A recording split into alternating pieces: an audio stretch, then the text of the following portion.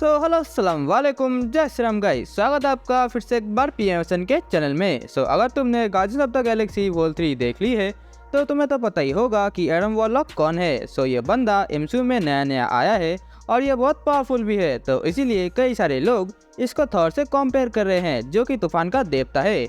आज हम भी इसी टॉपिक के ऊपर बात करेंगे और जानेंगे कि इन दोनों कैरेक्टर्स में से सबसे ज़्यादा पावरफुल कैरेक्टर कौन है। फ़ोन को लेकर किसी एक जगह पे बैठ जाओ और वीडियो को स्टार्ट करते हैं एक छोटे से इंट्रो के साथ।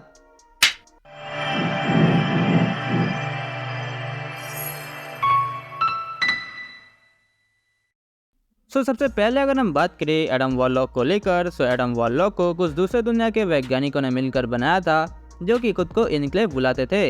एडम वॉरलॉक को सिर्फ इसीलिए बनाया गया था ताकि वो हाई एवोल्यूशनरी के बुरे कामों को अंजाम दे पाए और इंटेलिजेंट रकून यानी कि हमारे रॉकेट को पकड़कर उसके पास ले आए। इसके बाद अगर हम बात करें एडम वॉरलॉक के पावर्स को लेकर, तो सबसे पहला जो पॉइंट आता है वो है सुपरह्यूमन strength.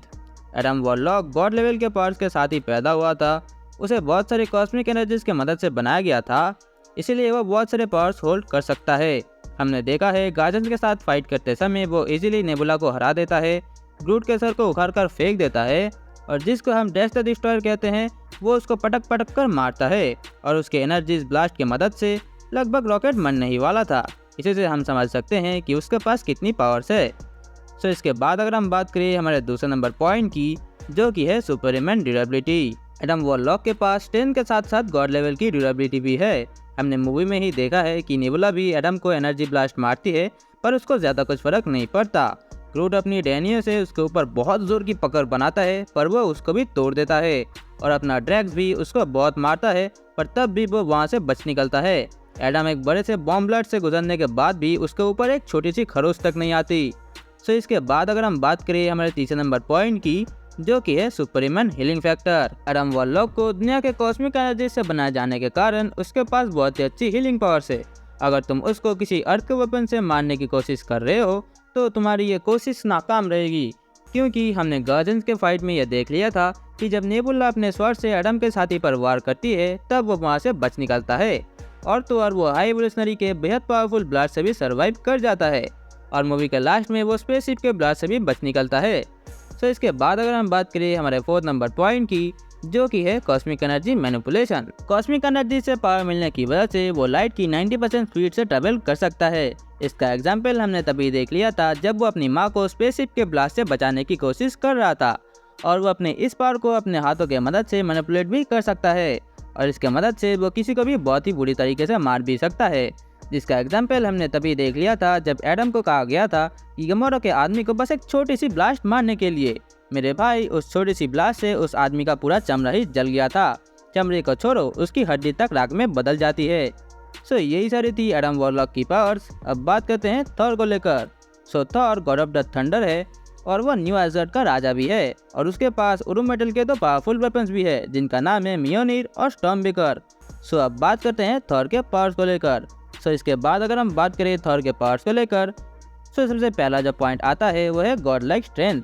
Thor God for the Odin का बेटा होने के नाते उसके पास बहुत ही अच्छी स्ट्रेंथ है। उसने अपने इस पावर के मदद से नेडवेलिया के इंजन को अकेले ही स्टार्ट किया था स्टॉर्मबेकर बनाने के लिए, जो कि एक आम सुपर हीरो नहीं कर सकता। इसके बाद अगर हम बात करें हमारे दूसरे नंबर पॉइंट की, जो कि है गॉड लाइक ड्यूरेबिलिटी। थॉर के ड्यूरेबिलिटी का एग्जाम्पल तुम कुछ इस तरीके से देखो कि एवेंजर्स इन्फिनिटी वॉर में ही हमने देख लिया था कि थॉर कैसे पावर स्टोन के शक्तियों को सर्वाइव कर जाता है और हमने थॉर को एक न्यूट्रॉन स्टार के गामा रेस को भी सर्वाइव करते हुए देखा है। और कॉमिक के अंदर एक बार थॉर हल्क को इतनी पावरफुल लाइटिंग अटैक करता है कि हल्क बेहोशी हो जाता है। इसके बाद अगर हम बात करें हमारे तीसरे नंबर पॉइंट की, जो कि है गॉड लाइक स्पीड।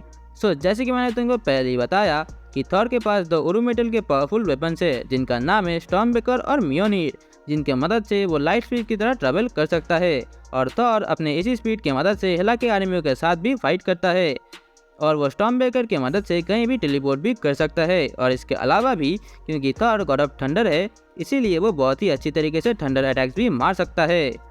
देखो, इस कंपेरिजन को देखते हुए मुझे तो ये लगता है कि थॉर ही जीतेगा। ठीक है, चलो मान लेते हैं कि एडम अपने कॉस्मिक एनर्जीज के मदद से थॉर को हरा सकता है, पर मेरे भाई थॉर भी कोई ऐसा वैसा कैरेक्टर नहीं है। थॉर बिना वेपन्स के भी बहुत ही अच्छी तरीके से फाइट कर सकता है। हाँ, मैं ये भी मानता हूँ कि एडम के पास बहुत ही अच्छी हीलिंग पावर्स है, पर मेरे भाई ये मत भूलना कि थॉर के पास दो पावरफुल वेपन्स है, म्योनिर और स्टॉर्मबेकर। और स्टॉर्मबेकर ने तो 6 इन्फिनिटी स्टोन्स तक को टक्कर दिया है, तो ये साला एडम वॉरलॉक किस खेत की मूली है बे। देखो, ये तो सिर्फ मेरी ओपिनियन थी, सबके ओपिनियंस अलग अलग होते हैं। सो अगर इस बारे में तुम्हारी कुछ राय है तो तुम मुझे अपने कमेंट्स में ज़रूर बताना। और अगर वीडियो पसंद आई हो तो लाइक करना मत भूलना। और अगर इस चैनल पर तुम नए हो तो अपनी पूरी पावर्स की मदद से इस चैनल को सब्सक्राइब कर दो। अब मैं चलता हूँ, मैं तुमसे फिर मिलूंगा किसी नए वीडियो किसी नए टॉपिक के साथ। तब तक के लिए अलविदा।